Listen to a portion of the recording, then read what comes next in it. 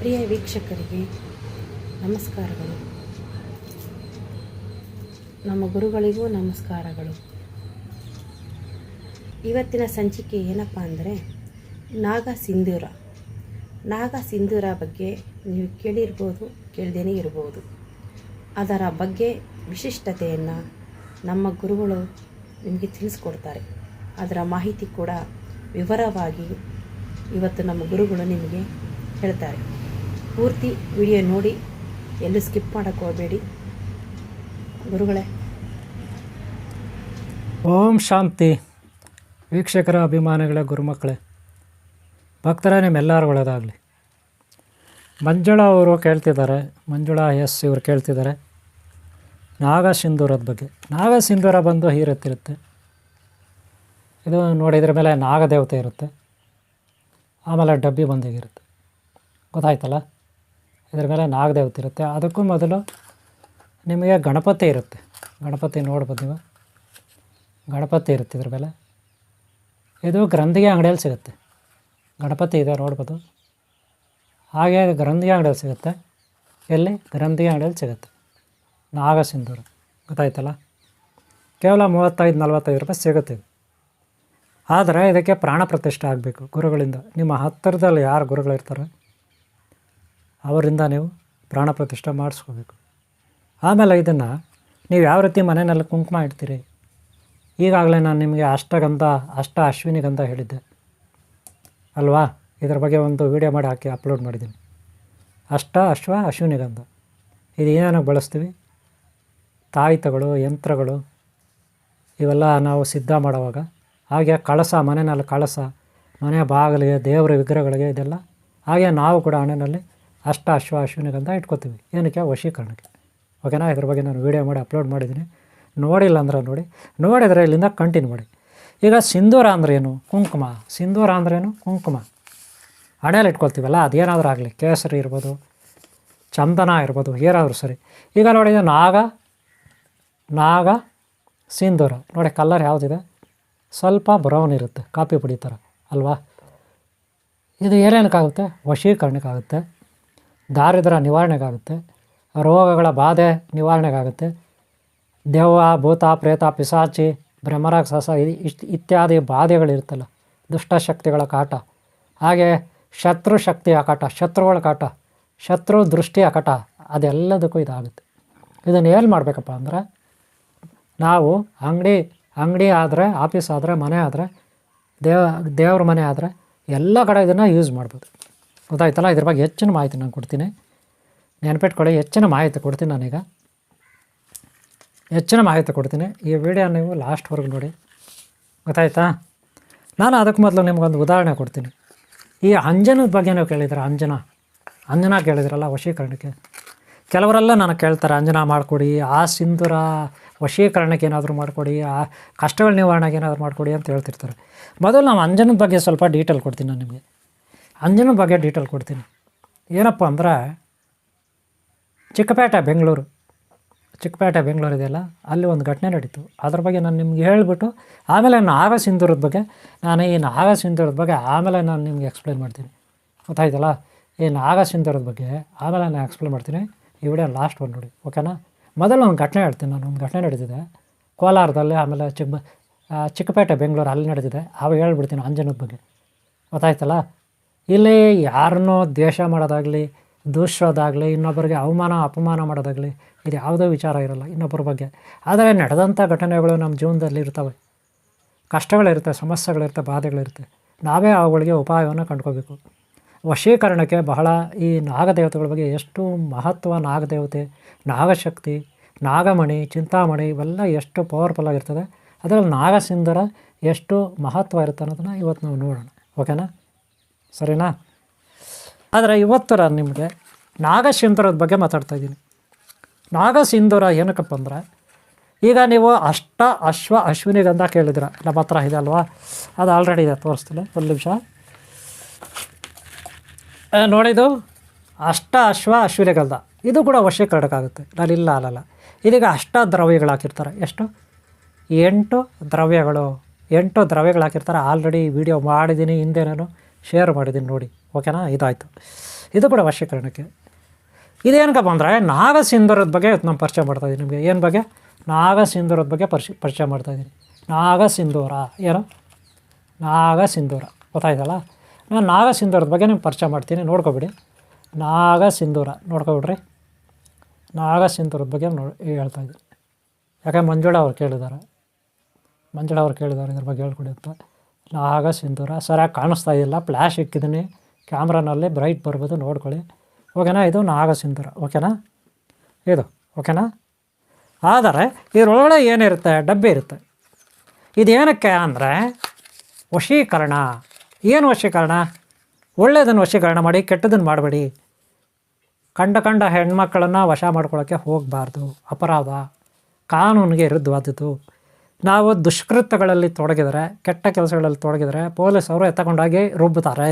ಅದಕ್ಕೆ ಆ ಕೆಲಸಗಳು ಮಾಡಬೇಡಿ. ಇದು ನೋಡಿ ನಾನು ತೋರಿಸ್ತೀನಿ. ಇದು ಸಿಂಧೂರ ಅಂದರೆ ಕುಂಕುಮ ರೀ, ಏನೂ ಅಲ್ಲ. ಬರೀ ಕುಂಕುಮನ ಹಂಗಾರೆ ನಮ್ಮನೆಲ್ಲ ಆಯ್ತಾ ಅಂತ ನೀವು ಅಂತೀರ? ಖಂಡಿತ ಅಲ್ಲ, ಸ್ಪೆಷಲ್ ಇದು. ಅದಕ್ಕೆ ನಾಗಸಿಂಧೂರನ್ನು. ಇದಕ್ಕೆ ಏನೇನು ಬಳಸ್ತಾರಂದರೆ ನೋಡ್ರಿ, ಯಾವುದೇ ಕೆಮಿಕಲ್ ಇರಲ್ಲ, ಆದಷ್ಟು ಕೆಮಿಕಲ್ ಇರಲ್ಲ, ಆಯುರ್ವೇದ ಇರುತ್ತೆ ಒಂದು. ಎರಡನೇದು ಇನ್ನೂ ಕೆಲವು ಇದ್ದಾವೆ, ಅವೆಲ್ಲ ಹೇಳಬಾರ್ದು, ಬೇಜಾರು ಮಾಡ್ಕೋಬೇಡಿ, ಹೇಳ್ಕೋಬಾರ್ದು. ಸಾಕಷ್ಟು ವಸ್ತುಗಳಿಂದ, ಬಹಳ ಅಮೂಲ್ಯವಾದ ವಸ್ತುಗಳಿಂದ, ನೀವು ಮುತ್ತು, ರತ್ನ, ಬೆಳ್ಳಿ, ಬಂಗಾರ, ವಜ್ರ ಅಂತೀರಲ್ಲ, ಅದಕ್ಕಿಂತ ಬೆಲೆ ಬಾಳ್ತದೆ ಅಂದ್ಕೊಬಿಡ್ರಿ. ಇದಕ್ಕೆ ಬೆಲೆ ಕಟ್ಟೋಕ್ಕಾಗಲ್ಲ. ವಶೀಕರಣ. ಹಾಗಾದ್ರೆ ಏನೇನು ವಶೀಕರಣ ಆಗುತ್ತೆ? ನಾನು ಇಷ್ಟೊತ್ತು ಹೇಳಿದೆ, ಯಾರೋ ಮಕ್ಕಳು ಕಳೆದೋಗ್ಬಿಟ್ಟಿದ್ದಾರೆ, ಯಾವುದೋ ದನಕರು ಕಳೆದೋಗ್ಬಿಟ್ಟಿದೆ, ಯಾವುದೋ ದುಡ್ಡು ಕಾಸು ವ್ಯವಹಾರ ಆಗಲ್ಲ, ದಾರಿದ್ರ್ಯದಲ್ಲಿದ್ದೀವಿ, ಸಾಲಗಳಲ್ಲಿದ್ದೀವಿ, ಸಾಲಗಳ ಬಾಧೆನಲ್ಲಿದ್ದೀವಿ, ಶತ್ರುಗಳ ಕಾಟ ಇದೆ, ಭೂತ ಪ್ರೇತ ಪಿಶಾಚಿ ಬ್ರಹ್ಮರಾಕ್ಷಸ ಇನ್ನೊಂದು ಮತ್ತೊಂದು ಕಾಟ ಇದೆ, ರೋಗಗಳ ಬಾಧೆ ಇದೆ, ಕೆಟ್ಟ ಸ್ವಪ್ನಗಳು ಬರುತ್ತೆ. ಆಮೇಲೆ ಸಾಕಷ್ಟು ವಿಷ ಜಂತುಗಳು, ಇನ್ನೊಂದು ಅಲರ್ಜಿ, ಚರ್ಮರೋಗ, ಮತ್ತೊಂದು ಏನೇನೋ ಇರ್ತದಲ್ಲ, ಕಷ್ಟಗಳು, ಬಾಧೆಗಳು, ರೋಗಗಳು, ಸಮಸ್ಯೆಗಳು, ದಾರಿದ್ರ್ಯಗಳು, ಸಾಲಗಳ ಬಾಧೆ, ಇನ್ನೊಂದು ಮತ್ತೊಂದು, ವ್ಯಾಪಾರ ಆಗ್ತಾಯಿಲ್ಲ, ಅದಾಗ್ತಾಯಿಲ್ಲ, ಜನ ಬರ್ತಾಯಿಲ್ಲ, ದೇವಸ್ಥಾನಕ್ಕೆ, ಗುಡಿಗೆ, ಅಂಗಡಿಗೆ ಬರ್ತಾಯಿಲ್ಲ, ಆಫೀಸ್ಗೆ ಬರ್ತಾಯಿಲ್ಲ, ಇನ್ನೊಂದಕ್ಕೆ ಬರ್ತಾಯಿಲ್ಲ ಅಂತಾರಲ್ಲಪ್ಪ. ವ್ಯಾಪಾರಕ್ಕೆ, ಬಿಸ್ನೆಸ್ಗೆ ಅಂತಿರಲ್ಲ ನೀವು, ವಶೀಕರಣ ಬೇಕು ಅಂತ. ಅದೆಲ್ಲದಕ್ಕೂ ಆಗುತ್ತೆ. ನಾಗ ವಶೀಕರಣ, ನಾಗಸಿಂಧೂರ ಗೊತ್ತಾಯ್ತಲ್ಲ. ಇದು ನೀವು ನೋಡಬೇಕಂದ್ರೆ ವೈಟ್ ಪೇಪರಲ್ಲಿ ಹಾಕ್ತೀನಿ ನಾನು, ಸ್ವಲ್ಪ ನಿಮಗೆ ಕಾಣಂಗೆ ತೋರಿಸ್ತೀನಿ. ಓಕೆನಾ? ನೋಡಿ, ಇದು ಡಬ್ಬಿ ಒಳಗೆ ಇರುತ್ತೆ, ನೋಡ್ಕೊಬಿಡಿ. ಓಕೆನಾ? ಡಬ್ಬಿ ಒಳಗೆ ಇರುತ್ತೆ. ಈ ಡಬ್ಬಿನ ಒಳಗೆ ಇಷ್ಟಿರುತ್ತೆ. ಒಂದು ಪೇಪರಲ್ಲಿ ಹಾಕಿ ತೋರಿಸ್ತೀನಿ. ಓಕೆನಾ? ನೋಡಿ, ಈಗ ನಾನು ತೋರಿಸ್ತಾ ಇದ್ದೀನಿ. ಈ ಪೇಪರಲ್ಲಿದೆ ನೋಡಿ, ಕಾಣಿಸ್ತಾ ಯಾವ ಥರ ಇದೆ ಪೇಪರ್ನಲ್ಲಿ? ನೋಡೇ ಥರ ಇರುತ್ತೆ, ಪೇಪರ್ನಲ್ಲಿದೆ, ಕಾಣಿಸ್ತಾ ಇದೆ ನಿಮಗೆ. ಕಲ್ಲರ್ ಯಾವ ಥರ ಇದೆ? ಡಾರ್ಕ್ ರೆಡ್ ಇರುತ್ತೆ. ಓಕೆನಾ? ಡಾರ್ಕ್ ರೆಡ್, ಒಂಥರ ಕಾಪಿ ಕಲರ್. ಓಕೆನ್ರಿ? ಇದು ನಾಗಸಿಂಧೂರ. ಓಕೆನಾ? ಇದರ ಡಬ್ಬಿ ಬಾಕ್ಸ್ ಈ ಥರ ಬರುತ್ತೆ, ನೋಡ್ಕೊಬಿಡಿ. ಇಲ್ಲಿ ದೇವ್ರ ಫೋಟೋ ಇರುತ್ತೆ. ಓಕೆನಾ? ಒಂದು. ಆಮೇಲೆ ಇದರ ಜೊತೆಯಲ್ಲಿ ಏನು ಬರುತ್ತೆ ಅಂದರೆ, ಈ ಕಡೆ ನೋಡಿ, ಈ ಥರ ಬರುತ್ತೆ, ನೋಡ್ಕೊಬಿಡಿ. ಆಮೇಲೆ ನಾಗರಾಜ ಬರ್ತಾನೆ ನೋಡಿ, ಇಲ್ಲಿ ನೋಡಿ, ನಾಗರಾಜ ಬರ್ತಾನೆ. ಗೊತ್ತಾಯ್ತಲ್ಲ? ನಾಗರಾಜ. ಓಕೆನಾ? ಈ ರೀತಿ ಬರುತ್ತೆ ನಾಗರಾಜ. ಅದಕ್ಕೆ ನಾಗಸಿಂಧೂರ, ನಾಗಸಿಂಧೂರ. ನೋಡಿರಿ, ನಾಗಸಿಂಧೂರ ಅಂತ ಅಂದರೆ ಯಾಕೆ ಅಷ್ಟು ಪವರ್ಫುಲ್ಲು ಅಂತ ನೋಡೋಣ ಒಂದು ಸಾರಿ. ನೋಡಿರಿ, ಹಳೆಯ ಕಾಲ ಸಿನಿಮಾ ನೋಡಿದಿರಾ ನೀವು? ಹಳೆಯ ಕಾಲ ಸಿನಿಮಾಗಳು ನೋಡಿದಿರಾ? ಹಳೆಯ ಕಾಲ ಸಿನಿಮಾಗಳು, ತೆಲುಗು ಸಿನಿಮಾ ಬರುತ್ತೆ ಹಳೆಯ ಕಾಲದ್ದು. ಪಾತಾಳ ಭೈರವಿ ನೋಡಿದಿರಾ? ಜಗನ್ಮೋಹಿನಿ, ಪಾತಾಳ ಭೈರವಿ. ಆಮೇಲೆ ಜಗದೇಕ ವೀರುಡು, ಅತಿಲೋಕ ಸುಂದರಿ, ಜಗದೇಕ ವೀರುಡು, ಈ ಥರದ ಸಿನಿಮಾಗಳು ಬರುತ್ತೆ, ನೀವು ನೋಡಿರ್ಬೋದು. ಅದರಲ್ಲಿ ದಂಡ ಇಟ್ಕೊಂಡಿರ್ತಾರೆ. ದಂಡ ಯಾರು? ಮಂತ್ರವಾದಿ. ಈ ಪಾತಾಳ ಭೈರವಿನಲ್ಲಿ ಯಾರೋ ಈ ಥರನೇ ಗಡ್ಡ ಬಿಟ್ಕೊಂಡು ಉದ್ದಕ್ಕೆ ವಿಚಿತ್ರವಾಗಿ ಮಂತ್ರವಾದಿ ಇರ್ತಾನೆ. ಅವನು ಎಲ್ಲೋ ಗುಹೆಯಲ್ಲಿ, ಎಲ್ಲೋ ಸ್ಮಶಾನದಲ್ಲಿ, ಎಲ್ಲೋ ಗುಹೆನಲ್ಲಿ ಇರ್ತಾನೆ. ಅವನು ಯಾವುದೋ ರಾಜ್ಕುಮಾರಿ ಎಲ್ಲೋ ಇರ್ತಾಳೆ, ರಾಜ್ಕುಮಾರಿ 10-20 ಕಿಲೋಮೀಟ್ರ್ನಲ್ಲಿ. ಅಲ್ಲಿ ಹೋಗಿ ಇವನು ಈ ಮಂತ್ರದಂಡದಲ್ಲಿ ಆಕೆ ಮಲಗಿರೋ ಒಂದು ಮಂಚದ ಸಮೇತ ಇವನು ಕೂಡ ಹೊತ್ಕೊಂಡು ಆಕಾಶ ಮಾರ್ಗದಲ್ಲಿ ಒಳ್ಳೆ ಪುಷ್ಪಕಾಯಮಾನ ಬರ್ತಲ್ಲ, ಆ ರೀತಿ ಆ ರಾಜ್ಕುಮಾರನ ಹೊತ್ಕೊಂಡು ಬಂದು ಅಲ್ಲಿ ಕೊಂತಾನೆ. ಏನಕ್ಕೆ? ಬಲಿ ಕೊಡೋಕ್ಕೆ ಮಾಡ್ತಾರೆ. ಆ ರೀತಿ 3 ರಾಜ್ಕುಮಾರಿಯರನ್ನು, 9 ರಾಜ್ಕುಮಾರಿಯರನ್ನು, 108 ರಾಜ್ಕುಮಾರಿಯರನ್ನು ಬಲಿ ಕೊಟ್ಟರೆ ಅವ್ರಿಗೇನೋ ಶಕ್ತಿ ಒಲಿಯುತ್ತೆ. ಭೂತ ಪ್ರೇತ ಪಿಶಾಚಿಗಳ ಶಕ್ತಿ, ದೆವ್ವಳ ಶಕ್ತಿ, ರಾಕ್ಷಸ ಶಕ್ತಿಗಳು ಅವ್ರಿಗೆ ಬರುತ್ತೆ. ಅದಕ್ಕೆ ಅವರು ದಂಡ ಇಟ್ಕೋತಾರೆ. ಆ ದಂಡದ ಮೇಲೆ ಏನಪ್ಪ ಇರುತ್ತಂದರೆ ನಾಗರಾಜನ ಕಣ್ಣುಗಳಿರುತ್ತೆ. ಅಂದರೆ ಆ ದಂಡ ನಾಗದಂಡ ಅಂದರೆ ನಾಗಸರ್ಪದ ದಂಡ ಇರುತ್ತೆ. ವಶೀಕರಣದಲ್ಲಿ ದೇವತೆಗಳಲ್ಲಿ ಅತಿ ಶಕ್ತಿಶಾಲಿ ಅಂದರೆ ನಾಗದೇವತೆಗಳು.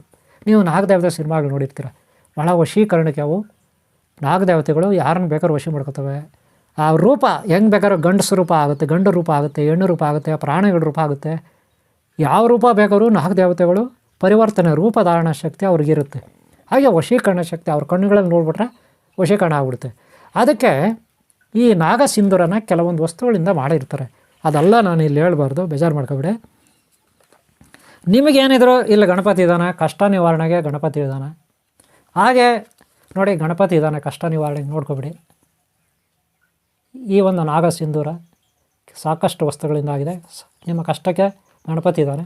ಆಮೇಲೆ ಏನಿದೆ, ನಾಗದೇವತೆ ಇದೆ ನೋಡಿ, ನಾಗದೇವತೆ ಇರುತ್ತೆ, ನೋಡ್ಕೊಬಿಡಿ. ನಾಗದೇವತೆ ಗೊತ್ತಾಯ್ತಲ್ಲ. ಈ ನಾಗದೇವತೆ ಇದೆ ಅಂದರೆ ನಾಗ ಸಿಂಧೂರ ಇದನ್ನು ಕೆಲವೊಂದು ವಸ್ತುಗಳಿಂದ ಮಾಡಿದ್ದಾರೆ, ನೀವು ಅರ್ಥ ಮಾಡ್ಕೋಬೇಕು. ಆದರೆ ವಶೀಕರಣಕ್ಕೆ ಈ ಒಂದು ತಿಲಕನ ಯಾವ ರೀತಿ ಹೆಣ್ಮಕ್ಳು ಹಣೆಯಲ್ಲಿ ಇಟ್ಕೋಬೋದು, ಇಲ್ಲಿ ಮೇಲೆ ಇಟ್ಕೋಬೋದು, ಇಲ್ಲಿ ಕುತ್ತಿಗೆಯಲ್ಲಿ ಇಟ್ಕೋಬೋದು. ಗಂಡು ಮಕ್ಕಳು ನೀವು ಇಟ್ಕೋಬೋದು. ಏನಕ್ಕೆ? ವಶೀಕರಣಕ್ಕೆ. ನಾನು ಹೇಳಿದ್ದೀನಿ, ವಶೀಕರಣಕ್ಕೆ ಇಟ್ಕೋಬೋದು. ಇದು ನಾಗಸಿಂಧೂರ. ಆಮೇಲೆ ನಿಮ್ಮ ಪರ್ಸು ಬ್ಯಾಗ್ ಇರುತ್ತಲ್ಲ ಅದಕ್ಕೂ ಇಟ್ಕೋಬೋದು. ನಿಮ್ಮ ಬುಕ್ಸ್ ಇರುತ್ತಲ್ಲ ಬುಕ್ಗಳು ಇಟ್ಕೋಬೋದು. ನಿಮ್ಮ ಪೆನ್ ಇರುತ್ತಲ್ಲ ಪೆನ್ನಿಗೆ ಇಟ್ಕೋಬೋದು. ನಿಮ್ಮ ಗಲ್ಲ ಇರುತ್ತಲ್ಲ ಅಂಗಡಿನಲ್ಲೋ ಆಫೀಸಲ್ಲೋ ಫ್ಯಾಕ್ಟ್ರಿನೆಲ್ಲ ಗಲ್ಲ ಅಂದರೆ ಏನು, ದುಡ್ಡು ಹಾಕ್ತಿರಲ್ರಿ, ಗಲ್ಲ ಪೆಟ್ಟಿಗೆ, ದುಡ್ಡಿನ ಪೆಟ್ಟಿಗೆ ಇರುತ್ತಲ್ಲ ಲಾಕರ್, ಅದಕ್ಕೆ ಇಟ್ಕೋಬೋದು, ಅದರೊಳಗೆ ಇಟ್ಕೋಬೋದು. ಸಾಧ್ಯವಾದರೆ ನಿಮ್ಮ ವಸ್ತುಗಳಿಗೆ ಇಟ್ಕೋಬೋದು, ವಸ್ತುಗಳಿಗೆ ಗೊತ್ತಾಯ್ತಲ್ಲ. ಇದನ್ನು ನಿಮ್ಮ ವಸ್ತುಗಳಿಗೂ ಕೂಡ ಇಟ್ಕೋಬೋದು. ಏನೇನು ಎಲ್ಲೆಲ್ಲಿ ಇಡಬೇಕಾದ್ರೂ ಇಟ್ಕೋಬೋದು. ಸ್ವಲ್ಪ ನೀರು ಹಾಕಿ, ಒಂಚೂರು ನೀರು ಹಾಕಿ ಇಟ್ಕೊಳ್ಳಿ, ಅಂಟ್ಕೊಳ್ಳುತ್ತೆ ಚೆನ್ನಾಗಿ. ಓಕೆನಾ? ನೀರು ಹಾಕ್ಬಿಡಿ ಫಸ್ಟ್ ಒಂಚೂರು, ಹಣೆಗೂ ಅಷ್ಟೇ ಸ್ವಲ್ಪ ನೀರು ಇಟ್ಕೊಂಡು ಆಮೇಲೆ ಇಟ್ಕೊಳ್ಳಿ, ಅಂಟ್ಕೊಳ್ಳುತ್ತೆ. ಈ ನಾಗಸಿಂಧೂರಗೆ ಅಷ್ಟು ಪವರ್ಫುಲ್ ಇರುತ್ತೆ ವಶೀಕರಣಕ್ಕೆ, ಅಭಿವೃದ್ಧಿಗೆ, ಭೂತ ಪ್ರೇತ ಪಿಶಾಚಿ ಬಾಧೆಗಳ ನಿವಾರಣೆಗೆ, ದುಷ್ಟರ ಕಾಟ, ದುಷ್ಟ ಶಕ್ತಿಗಳ ಕಾಟ. ಅದಕ್ಕೆ ಹೆಣ್ಮಕ್ಳು ಗಂಡ್ಮಕ್ಳು ಎಲ್ಲರೂ, ಚಿಕ್ಕವರು ದೊಡ್ಡವರು ಎಲ್ಲರೂ ಇಟ್ಕೋಬೋದು ವಶೀಕರಣಕ್ಕೆ. ಆದರೆ ಅಂಗಡಿಗಳಲ್ಲಿ ಇದು ಸಿಗುತ್ತೆ, ಅಂಗಡಿಗಳಲ್ಲಿ ಸಿಗುತ್ತೆ. ಎಷ್ಟು 35 ರೂಪಾಯಿ 45 ರೂಪಾಯಿ ಇದೆ ರೇಟ್. ಸರಿಯಾಗಿ ಕಾಣಿಸ್ತಾ ಇಲ್ಲ ನನಗೆ, ಇದೆ ಅಷ್ಟೇ, ಇನ್ನೊಂದು ಜಾಸ್ತಿ ಇಲ್ಲ ನೋಡ್ರಿ. 35-45 ರೂಪಾಯಿ ಸಿಗುತ್ತೆ. ಆದರೆ ನಾವು ಇಟ್ಕೊಬಿಟ್ರೆ ಆಗ್ಬಿಡುತ್ತೆ ವಶೀಕರಣ ಅಂತ ಕೇಳ್ತಿರೋ ಒಂದು ಪ್ರಶ್ನೆ, ಡೌಟ್ ಇದೆ. ಯಾವುದೇ ವಸ್ತು ನೀವು ತಗೊಂಡ್ರೆ ವಸ್ತುನೇ ಅದು. ಆದರೆ ಗುರುಗಳಿಂದ ಅದಕ್ಕೆ ದೀಕ್ಷೆ ಆಗಬೇಕು, ಮಂತ್ರೋಪದೇಶ ಆಗಬೇಕು. ಅವರದು ಚೆನ್ನಾಗಿ ಒಂದು ಮಂತ್ರ ದೀಕ್ಷೆ ಪ್ರಾಣ ಪ್ರತಿಷ್ಠೆ ಮಾಡಿ ಕೊಟ್ಟರೆ ಒಂದು ಶಕ್ತಿ ಇರುತ್ತೆ. ಇಲ್ಲ ಅಂದರೆ ಒಂದು ವಸ್ತು ಅಷ್ಟೆ. ಯಾವುದೇ ಆಗಲಿ, ನೀವು ಅಂಗಡಿನಲ್ಲಿ ಮಾತ್ರ ತಗೊತೀರಾ ಅಂತ ಇಟ್ಕೊಳ್ಳಿ, ಅದು ಅಷ್ಟೇ ರೀ, ಅದು ಅಷ್ಟೇ. ಇನ್ನೇನು ಅನ್ಕೊಬಿಟ್ರಿ, ಒಂದು ಸಾರಿ ತಲೆನೋವು ಮಾತ್ರೆ ತೊಗೊಬಿಟ್ರೆ, ಜ್ವರದ ಮಾತ್ರೆ ತೊಗೊಬಿಟ್ರೆ ನಿಮ್ಮ ಲೈಫ್ ಲಾಂಗ್ ಬರಲ್ಲೇನ್ರಿ ಜ್ವರ, ನೆಗಡಿ ಬರಲ್ಲೇನ್ರಿ? ಮತ್ತೆ ಬರುತ್ತೆ, ಮತ್ತೆ ಮಾತ್ರೆ ತೊಗೋಬೇಕು, ಮತ್ತೆ ಬರುತ್ತೆ, ಮತ್ತೆ ಇಂಜೆಕ್ಷನ್ ತೊಗೋಬೇಕು, ಮತ್ತೆ ಬರುತ್ತೆ, ಮತ್ತೆ ಏನೋ ಸಿರಪ್ ತೊಗೋಬೇಕು. ಯಾಕೆ? ಅದು ಆ ಸದ್ಯಕ್ಕೆ ಮಾತ್ರ ಕೆಲಸ ಮಾಡುತ್ತೆ. ಅರ್ಥಾಯ್ತಾ? ಅದೇ ನೀವು ಗುರುಗಳಿಂದ ಅದೇ ಮಾತ್ರೆಗೆ, ಅದೇ ಇಂಜೆಕ್ಷನ್ಗೆ, ಅದೇ ಇನ್ನೇನಕ್ಕೂ ಮಂತ್ರ ದೀಕ್ಷೆ ಮಾಡಿರಬೇಕು. ಆಗ ಅವುಗಳಿಗೆ ಒಂದು ಶಕ್ತಿ ಇರುತ್ತೆ. ಎಲ್ಲವೂ ವೆಜಿಟೇರಿಯನ್ ಆಗಿರಬೇಕು, ಗಿಡಮೂಲಿಕೆಗಳಿಂದ ಮಾಡಿದ ಅಥವಾ ಆಕಾಶ ಕಾಯಾದಿಗಳು, ಗ್ರಹ ಅಥವಾ ಭೂಮಿನಲ್ಲಿ ಸಿಗುವಂಥ ವಸ್ತುಗಳಿಂದ ಮಾಡಿದ್ದದ್ದಾಗಿರಬೇಕು. ಯಾವುದೇ ಪ್ರಾಣಿಗಳಿಗೆ ಹಿಂಸೆ ಕೊಟ್ಟು, ಪ್ರಾಣಿಗಳಿಗೆ ನೋವನ್ನು ಕೊಟ್ಟು ವಸ್ತುಗಳನ್ನು ತಯಾರು ಮಾಡಿ ತಂದು ಮಾರಬಾರ್ದು. ಇದು ನನ್ನ ಅಭಿಪ್ರಾಯ. ಗೊತ್ತಾಯ್ತಲ್ಲ? ಅದಕ್ಕೆ ನೀವು ನಾಗ ಸಿಂಧೂರ ತಗೊಳ್ಳಿ. ಆದಷ್ಟು ನಿಮ್ಮ ಹತ್ತಿರದಲ್ಲಿ ಗುರುಗಳಿರ್ತಾರೆ, ನಿಮ್ಮ ಹತ್ತಿರದಲ್ಲಿ ದೇವಸ್ಥಾನಗಳಲ್ಲಿ ಮಠಗಳಲ್ಲಿ ಗುರುಗಳಿರ್ತಾರೆ. ಹಾಗೆ ಅಕ್ಕಪಕ್ಕ ಇರ್ತಾರೆ ಗುರುಗಳು. ಯಾರು ನಮ್ಮ ಮಂಜುಳಾ ಅಂತವರು ಇರ್ತಾರೆ ಅಕ್ಕಪಕ್ಕ. ಅವ್ರಿಗೆ ಕಾಲ್ ಮಾಡಿ, ಅವರು ಅದಕ್ಕೆ ಮಂತ್ರ ದೀಕ್ಷೆ ಮಾಡ್ತಾರೆ, ಪೂಜೆ ಮಾಡ್ತಾರೆ. ಆಮೇಲೆ ನಿಮಗೆ ಕೊರಿಯರಲ್ಲಿ ಪೋಸ್ಟಲ್ಲಿ ಕಳಿಸ್ಕೊಡ್ತಾರೆ. ಅಲ್ಲೇ ನಿಮಗೆ ಹತ್ರದಲ್ಲಿ ಸಿಗ್ತಾರೆ, ತಗೊಳ್ಳಿ. ಗೊತ್ತಾಯ್ತಲ್ಲ? ಏನೋ ನಾನು ಹೇಳಬೇಕಂದ್ರೆ ಇದಕ್ಕೆ ಮೇಲೆ ನನ್ನ ನಂಬರ್ ಇರುತ್ತೆ, ಲಾಸ್ಟಲ್ಲಿ ಕಾಲ್ ಮಾಡಿ. ಏನಾದರೂ ಸಲಹೆ ಬೇಕಂದರೆ ವಾಟ್ಸಾಪಲ್ಲಿ ಮೀಟಾಗಿ. ಸುಮ್ಮನೆ ಮಾಡಬೇಡಿ. ಏನಾರ ಇಂಪಾರ್ಟೆಂಟ್ ಇದ್ದರೆ ದಯವಿಟ್ಟು ಮಾಡಿ. ಯಾಕಂದರೆ ನನಗೆ ಸ್ವಲ್ಪ ಬ್ಯುಸಿಯಲ್ಲಿರ್ತೀನಿ. ಕೆಲವರು ಸುಮ್ಮನೆ ಕಾಲ್ ಮಾಡೋದು, ಏನೋ ಒಂದು ಕೇಳೋದು, ಏನೋ ಒಂದು ವಿಚಾರ ಎತ್ತೋದು, ಹಂಗೆಲ್ಲ ಮಾಡ್ತಾರೆ. ದಯವಿಟ್ಟು ಹಂಗೆ ಮಾಡಬೇಡಿ. ಯಾಕಂದರೆ ನನ್ನಿಂದ ನೀವು, ನಿಮ್ಮಿಂದ ನಾವು ಸಹಕಾರ ಇರಬೇಕು ಒಬ್ರಿಗೊಬ್ರು. ಟೈಮ್ ಎಷ್ಟಾಗ್ಬಾರ್ದಲ್ವ? ಅದಕ್ಕೆ ಏನನ್ನ ಅವಶ್ಯಕತೆ ಇದ್ದರೆ ನಾನು ವಾಟ್ಸಪ್ಪಲ್ಲಿ ಮೆಸೇಜ್ ಮಾಡಿ, ಕಾಲ್ ಮಾಡಿ. ಓಕೆನಾ? ನಿಮ್ಮ ಮಿಸ್ ಕಾಲ್ ಆದರೆ ನಾನು ರಿಟರ್ನ್ ಮಾಡ್ತೀನಿ. 1 ಸಾರಿ ಮಾಡಿದ್ರೂ ಸಾಕು, ನೀವು 2 ಸಾರಿ ಮಾಡಿ ಸಾಕು. ಓಕೆನಾ? ಇಷ್ಟು ಈಗ ಮಂಜುಳಾ ಅವ್ರಿಗೆ ಇದು ಗೊತ್ತಾಗಿರಬೇಕು. ಏನು ನಾಗಸಿಂಧೂರದ ಬಗ್ಗೆ ಗೊತ್ತಾಗಿರಬೇಕು.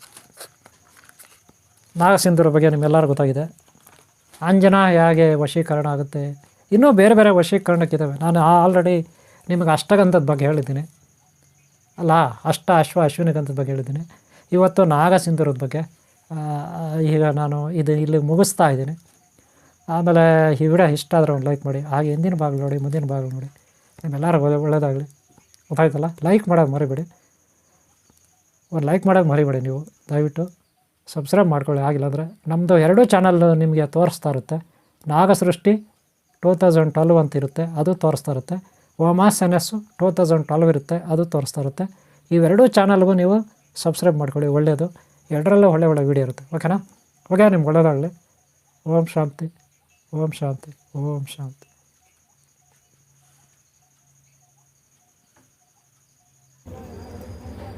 ಪ್ರಿಯ ವೀಕ್ಷಕರೇ, ಇಷ್ಟು ಹೊತ್ತು ನಮ್ಮ ಗುರುಗಳು ನಾಗಸಿಂಧೂರ ಬಗ್ಗೆ ತುಂಬ ಚೆನ್ನಾಗಿ ವಿವರಿಸಿದ್ದಾರೆ.